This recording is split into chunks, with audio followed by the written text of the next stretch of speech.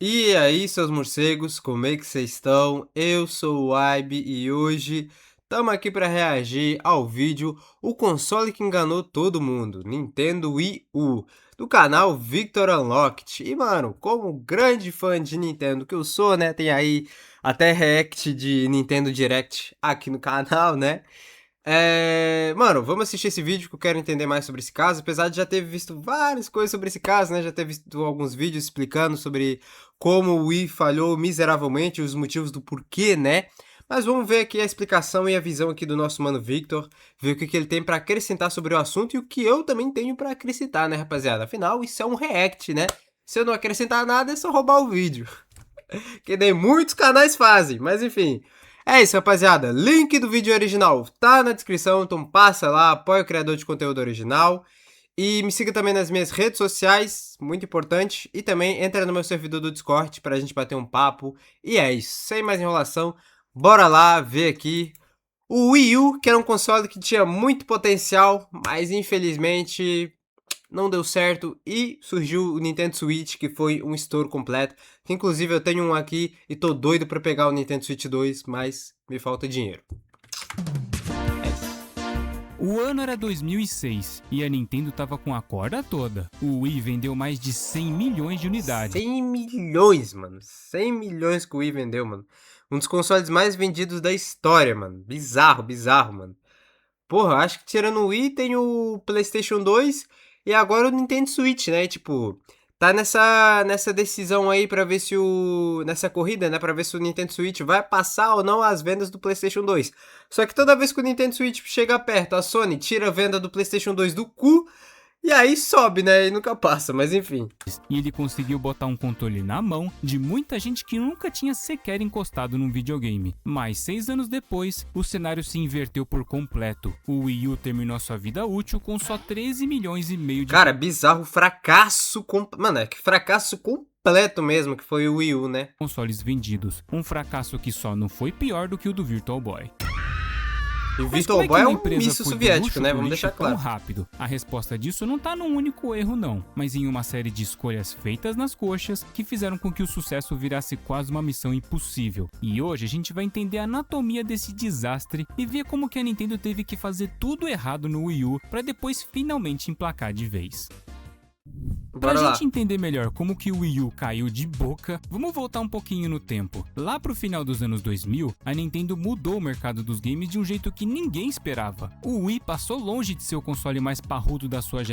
Sim, mano, olha a diferença de gráfico, mano. Era bizarro, mano. Tipo assim, o Wii era um console, mano, que se você quisesse gráfico, você não pegava, tá ligado? O Wii era muito mais pra, mano, se divertir, tá ligado? Mais pra gamer casual. Por isso que ele também foi tão forte com o público que não era gamer, que nunca tinha encostado num videogame, que nem o cara que falou no início, né? Tipo assim, quantos casos aí de pessoas mais velhas, de idosos, que jogaram o Wii, né? E jogam até hoje, mano. Tá ligado? Em lares aí tem histórias, tem relatos disso.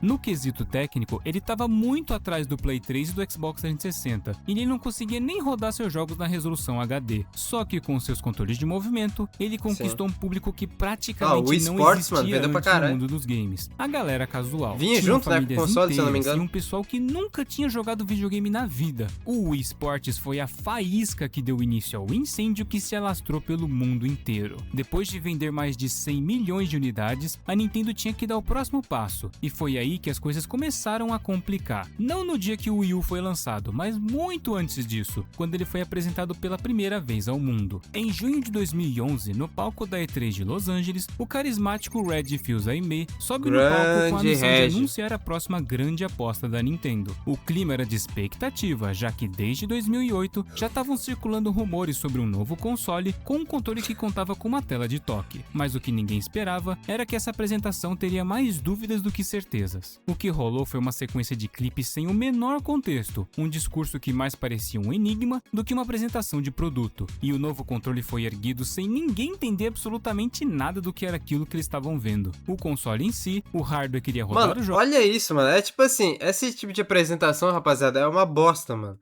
Porque ele só joga um monte de informação na tela, tá ligado? Achando que, tipo, olha só como o nosso console consegue fazer 1 milhão de coisas, tá ligado? Mas, mano, não aprofundam em nada, não dão detalhes de nada, tá ligado? Não explicam nada, tá ligado?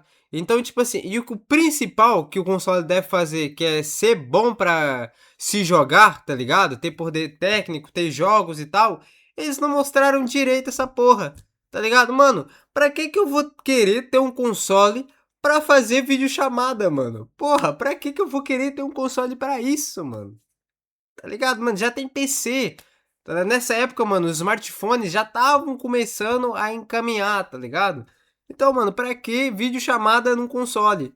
Jogos, processar toda a parte gráfica e ler os discos mal deu as caras nessa hora. Todo mundo só queria saber daquele tal de gamepad, e o resultado disso foi imediato. Naquele mesmo dia, as ações da Nintendo praticamente despencaram na bolsa de valores. Eu já não tô aguentando mais. O Satoru Iwata, que era o presidente da Nintendo da época, que Deus o tenha, admitiu naquele mesmo dia, numa entrevista pro jornal britânico Evening Standard: como a gente deu muita ênfase só pro controle, parece que aconteceu um mal entendido. Pois é, né? Quando o presidente de uma empresa multimilionária tem que se desculpar no mesmo dia do anúncio, é porque o negócio saiu pela culatra. E esse problema de percepção jamais iria se resolver por completo. Uma das decisões mais polêmicas da história recente da Nintendo foi justamente o nome que eles escolheram para esse console. Esse nome é muito podre, mano. É muito podre. O cara deve falar aqui mais sobre, mas tipo assim, o nome Wii U só confundiu as pessoas. Só confundiu, mano. Porque, tipo assim, mano, PlayStation, por exemplo. Você sabe que tem PlayStation 1, 2, 3, 4, 5.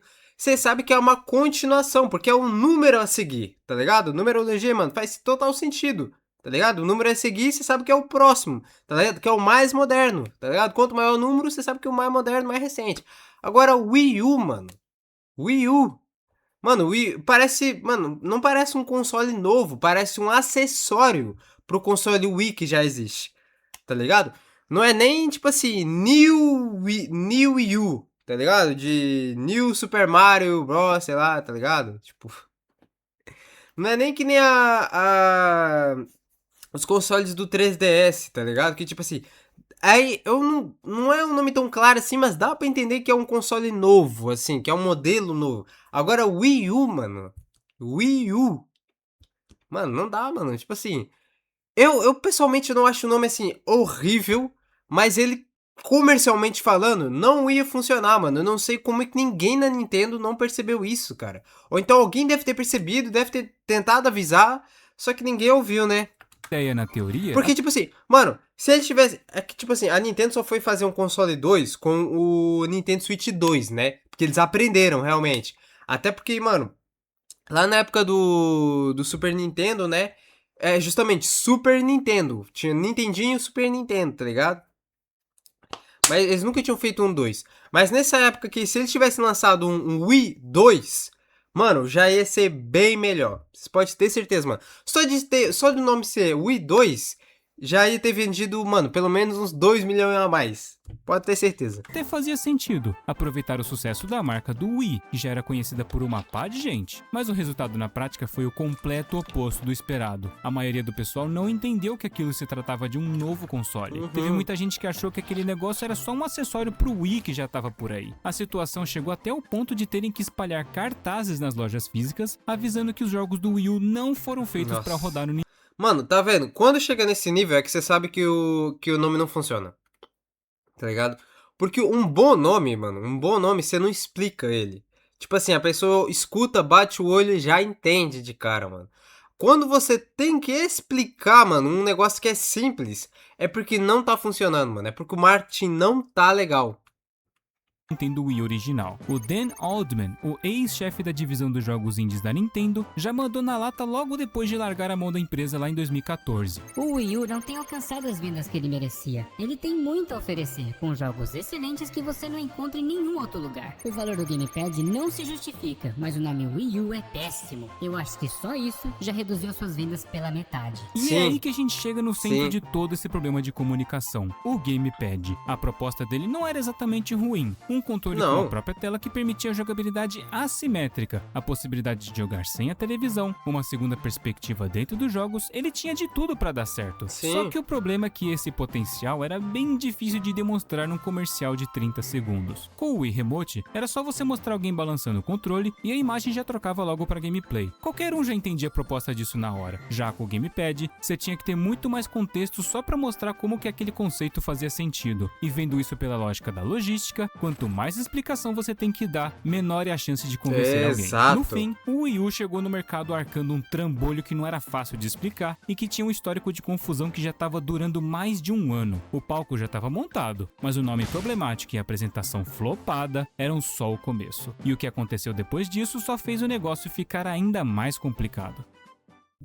Mesmo com a fama da marca da Nintendo, o Wii U acabou sendo um dos maiores tropeços dela. O console foi vítima de uma série de escolhas erradas que avacalharam com ele bem antes do esperado. E para entender como tudo isso deu errado, a gente pode destacar 7 motivos principais disso. Vídeo de lista de novo. É sério isso? Número 1. A comunicação que não melhorou nem um pouquinho. Mesmo depois da E3 de 2012, quando a Nintendo tentou apresentar o Wii U de um jeito mais claro, tava difícil de mudar aquela primeira impressão. Os comerciais continuavam colocando o Gamepad em destaque, um negócio que muita gente ainda nem sabia direito o que era. O Então. console ficava quase escondido, bem em segundo plano. Tanto é que sempre que você pesquisava o nome Wii U no Google, na maioria das vezes só apareciam imagens do Gamepad e nunca do Exato. console. E tipo assim, o bagulho é que o Wii U, o Gamepad não é o console, mano. Esse aqui é o foda. O Gamepad não é o console. O Gamepad é tipo o acessório, é o controle do console. Então, porra, é um marketing horroroso. Quando o consumidor não fazia a menor ideia do que ele estava comprando, ele simplesmente não comprava. Número 2. O Gamepad, a inovação que virou seu maior perrengue. O Gamepad foi a proposta central do Wii U, e ao mesmo tempo ele foi o maior peso que ele carregou durante toda a sua existência. Só de tacar uma tela no controle fez o custo de produção do console inteiro disparar, e todo esse custo foi repassado pro consumidor. Mas o seu maior problema estava no desempenho. Para transmitir a imagem para a segunda tela em tempo real, o console tinha que dedicar parte da memória RAM e do poder de processamento só para esse gerenciamento. E o resultado foi que os jogos no Wii U chegavam a rodar pior do que no Play 3 e no Xbox 360, que são consoles de uma geração atrás. E depois de todo esse custo e dessa perda de desempenho, a maioria dos seus jogos nem sequer usava o Gamepad. Na maioria dos jogos, a segunda tela só servia para mostrar um mapa ou um inventário, e isso não justificava muito a existência dessa segunda tela, apesar que teve algumas exceções criativas, como o Zombie U, da Ubisoft, que fazia você gerenciar seus itens em tempo real no Gamepad, enquanto os zumbis iam pra cima de você na TV. Mas caso Pô, assim, inclusive chegava até esse Zombie U, mano, é um dos poucos casos que existe que realmente essa tela do Gamepad foi aproveitada, tá ligado? Acho que dá pra contar nos dedos jogos que realmente aproveitaram bem essa tela. Esse é um caso à parte, ao ponto até dos maiores exclusivos da própria Nintendo ignorarem praticamente esse recurso. Aí, No ó. Zelda Breath of the Wild, por exemplo, tirando o recurso de jogar sem a TV, a tela do Gamepad não servia para praticamente nada.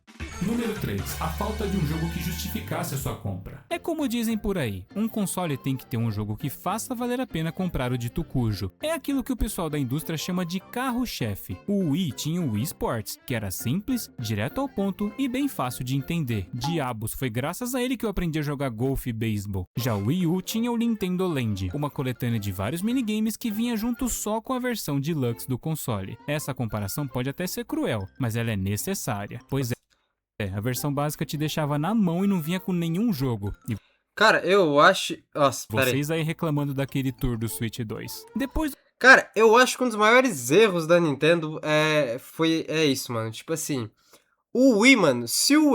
mano, vocês podem ter certeza, se o Wii não viesse junto com o Wii Sports, né? Se o jogo não viesse junto, não ia ter vendido tanto, cara. Porque não era todo mundo que ia ter interesse de comprar esse jogo realmente, tá ligado? E tipo assim, mano, a Nintendo já vacilou com esse bagulho do Wii U de lançar, tipo, de lançar o jogo só com a versão Deluxe do console. E com o Nintendo Switch piorou, tá ligado? Com essa porra aí de tour, tá ligado? Pago, mano. Beleza, Wibe, é só 10 dólares, mas foda-se, mano. 10 dólares num tour, mano. Não um jogo, porque aqui... Mano, sinceramente, rapaziada, vocês consideram aquilo um jogo? Eu não considero, mano. Aquilo ali é um manual, mano. Manual online. De como o sistema, de como o console funciona, mano. Aquilo devia ser de graça. Aquilo devia vir junto com com o console. Ou no mínimo, devia ter, mano, ser de graça pra quem assina o plano online. Tá ligado? O que paga o online do Nintendo Switch. No mínimo, mano. Mas, Do porra, seu lançamento em sei novembro de lá. 2012, o Wii U ficou 6 meses sem receber nenhum jogo de peso da própria Big N. Foi só em junho de 2013 que rolou a quebra de jejum com o jogo Game & Wario, que era, quem diria, mais uma coletânea de minigames, e que apesar dele ser divertido nas primeiras horas, ele estava longe de ser aquele jogo que os donos do console estavam esperando. Tiveram grandes franquias da própria Nintendo que nem sequer deram as caras no Wii U. Metroid e F-Zero tiveram só uns minigames. Fire Emblem, eu acho que teve? Animal Crossing? Foi-se embora. Punch-Out? Esquece. Quem esperava algum jogo de alguma dessas franquias ficou a ver navios durante toda a vida do console. Número 4. O abandono dos terceiros. No lançamento, ainda tinha um certo Pior que isso é um grande problema que o Wii U teve mesmo. Que, tipo assim, os terciários, né, as outras empresas, não deram suporte nenhum pra esse console. Nenhum mesmo. Foi pouquíssimo, mano. Tipo assim, muita empresa não lançava o jogo no Wii U, ou então... Porque era difícil, né? Tipo, vocês viram como é que aquela porra tava rodando, mano? Rodava muito mal os jogos, justamente por esse negócio que tem que dividir processamento com a segunda tela. Então, mano, era um saco portar o bagulho, os caras não queriam portar, ou então fazer um suporte cagado só pra... Tá ligado? Só pra ter, mano. E é foda. Por isso que a Nintendo com o Nintendo Switch investiu tanto nesse bagulho. E agora, principalmente no Nintendo Switch 2, tá investindo ainda mais. Pô, por isso que um dos grandes lançamentos do Nintendo Switch 2 foi o Cyberpunk, tá ligado? Justamente pra Nintendo mostrar pras empresas que a gente tá abraçando os terceiros, a gente quer os vossos jogos no nosso console. entusiasmo vindo das desenvolvedoras externas. A Nintendo conseguiu firmar parcerias e trazer portes de jogos como Assassin's Creed 3, Call of Duty Black Ops 2, Darksiders 2 e outros grandes lançamentos da época. Só que eles tinham um problema em comum. Essas eram versões pioradas se comparadas Sim. com a concorrência e com o gamepad sendo implementado à força, o que não melhorava em quase nada a experiência. Quando o Red Fils-Aimé foi questionado sobre o valor dessas versões em relação às do PS3 e do 360, ele só respondeu: It's not the same. Well, same content at least, a different It's way to not the same experience it. content. E isso se tratando de um jogo que era praticamente a mesma coisa. Com a chegada do Play 4 e do Xbox One em 2013, o abandono foi curto e grosso. Os novos até então consoles eram bem mais potentes, e as desenvolvedoras não queriam nem saber mais de adaptar os seus jogos para o Sim. Wii U, já que era um processo trabalhoso, que custava os olhos da cara, e com um retorno financeiro que era uma incógnita em um console que mal tinha vendas. A EA, por exemplo, praticamente sumiu. Depois do FIFA 3 e do Need for Speed Most Wanted, não teve mais nenhum outro jogo relevante de esporte. E assim, o ciclo vicioso se instalou. O Wii U estava vendendo pouco, logo ele não atraía novas desenvolvedoras. E com menos jogos, o console vendia menos ainda. Número 5. O hardware fora de hora. Quando o Wii U chegou no mercado, ele foi apresentado como um console de nova geração. E se for ver do ponto de vista técnico, ele até era mais parrudo que o Play 3 e o Xbox 360. O problema é que, como eu disse agora há pouco, exatamente depois de um ano, o Play 4 e o Xbox One vieram ao mundo, e o Wii U foi logo deixado para escanteio. A diferença era gritante. Enquanto os novos consoles da Sony e da Microsoft empurravam a qualidade gráfica para outro nível, o Wii U se associava cada vez mais ao passado e não ao futuro. A arquitetura interna do console era diferente da dos concorrentes, e isso fazia o trabalho dos desenvolvedores virar um perrengue. Portar um jogo para o Wii U não era só uma questão de reduzir a qualidade gráfica. Muitas vezes era preciso até mesmo reescrever partes cruciais do próprio código do jogo. O caso do Sonic Boom é um belo exemplo desse problema. Esse jogo foi feito numa engine que o Wii U mal suportava de forma nativa, e o resultado da adaptação resultou em um dos piores jogos do console. O custo de desenvolvimento era mais ou menos o mesmo de um jogo de Play 3 ou de Xbox 360, mas o retorno potencial era muito menor. Logo, a conta não fechava. Número 6. O preço que não se sustentava. O Wii U chegou custando $300 na sua versão básica e $350 na sua versão Deluxe. No mesmo período, o Play 3 e o Xbox 360 ofereciam pacotes na mesma faixa de preço, mas eles já contavam com uma quantidade enorme de jogos, um catálogo estabelecido e suporte de várias desenvolvedoras. E para o consumidor, a conta era bem simples: o Wii U entregava menos pelo mesmo preço. Aqui no Brasil a situação chegava a ser pior ainda. Como a gente quase nunca teve uma distribuição oficial da Nintendo, quem queria ter um Wii U tinha que importar. Pior, né, mano? Pô, tempos sombrios quando a Nintendo não tava oficialmente no Brasil. E agora que tá voltando, né? E mais ou menos porque, porra, falou que ia colocar português em tudo quanto era jogo agora, mas, mano, já vai sair uns 4 jogos aí que não tem português, né? Nem PT, nem BR. Aí é foda, né, Nintendo? Mas, em contrapartida, a diminuição dos preços é legal, não vou reclamar disso, que porra, algo abaixar o preço em 2026 não é fácil. Eu achava que era impossível até. Isso envolvia riscos, taxações, impostos e muita dor de cabeça. E isso fez o console custar até R$ 2.200 naquela época. R$ 2.200! Se hoje isso não é barato, porra, em 2012, meu Deus. Que apesar de ainda ser uma facada, isso ainda era mais em conta que os quase R$ 4.000 cobrados pelo Play 4 por aqui. Nossa, mano, R$ 4.000 no Play 4 em 2013? Comigo, pegadinho. Número 7. Uma identidade que nunca ficou clara. Como deu Eu também não sei porque que eu tô tão chocado, né? Videogame no Brasil sempre foi um absurdo de caro. Porra, não sei porque que eu tô tão chocado, né? Tipo assim, se lançar um videogame, né? O PlayStation 6 e o próximo Xbox, deve chegar a uns 5, 6 mil reais. Então não sei porque que eu tô tão chocado. Esquece, rapaziada. Viajei aqui. pra ver, o Wii U não sabia muito bem o que ele queria ser. Peraí, deixa eu ver aqui. Identidade que nunca ficou clara. Como deu pra ver, o Wii U não sabia muito bem o que ele queria ser. Ele não era um console casual como o Wii, e o gamepad era muito complexo pro pessoal que não era gamer. Mas também não era um console pros fãs hardcore, já que ele não tinha tanto poder gráfico, não tinha tantos jogos e não tinha o suporte das grandes desenvolvedoras. Ou seja, ele tentou agradar todo mundo, mas no fim ele acabou não agradando quase ninguém. Nos seus literalmente 4 anos isso. e meio de vida, o Wii U vendeu menos de 14 milhões de unidades, quantidade essa que o Play 4 superou em 1 ano e o Switch superou em 9 meses. Mas seria justo terminar a história do Wii U aqui, como se ele fosse só um erro para ser esquecido? Até porque, por incrível que pareça, isso não é o que a própria Nintendo acredita. Por trás de todos esses perrengues, o Wii U tinha algo que muita gente reconheceu só depois que o console foi de arrasta. Jogos bons de verdade: Mario Kart 8, Bayonetta 2, Splatoon, Donkey Kong Country Tropical Freeze, Super Mario 3D World, Captain Toad, Super Mario Maker, Pikmin 3, todos eles foram exclusivos dele e que foram muito bem avaliados pela crítica. Mano, é exatamente, tá ligado? O forte da Nintendo sempre foi os jogos deles, né? Os autorais, mano. Jogos próprios. E tinha muita coisa no Wii U, mano. Muita coisa mesmo. Eu acho que até Splatoon, começou no Wii U, né? E hoje em dia Splatoon é um sucesso absurdo, principalmente no Japão, tá ligado? Mario Maker também fez um sucesso. Mano, quem aí não lembra de ver os vídeos do Igor 3K, mano? De Mario Maker? Pô, era muito bom, tá ligado? E pelos fãs. A prova mais concreta da qualidade desses jogos foi justamente o que aconteceu depois. A Nintendo portou praticamente todos eles pro Switch, onde eles foram recebidos com enorme sucesso por um público maior ainda. O Miiverse, a rede social que veio junto com o Wii U, também deixou saudades. Era uma plataforma onde os desenvolvedores conversavam direto. Isso eu sinto muita falta do Switch, mano. Isso eu sinto muita falta. A Nintendo, ela capou tanto o Switch, ela cortou tanta coisa justamente pra, tipo, não ter brecha pra erro, que deixou o sistema, a interface, né, sem graça. Mano, eu acho um absurdo, tipo, sem tamanho, até hoje não ter tema pro Nintendo Switch, tá ligado? Ah, mas vai consumir muito da memória do console, do processamento com tema. Foda-se, mano. Se tu não quer tema, é só desativar, só deixar o tema branco ou preto que já vem, tá ligado? Mas porra, mano, principalmente no Switch 2. Beleza, essa desculpa colava no Nintendo Switch 1 mais ou menos, mas no Nintendo Switch 2, mano, caraca, mano, com processador melhor e tal, console mais parrudo, mano, como que não tem tema, mano?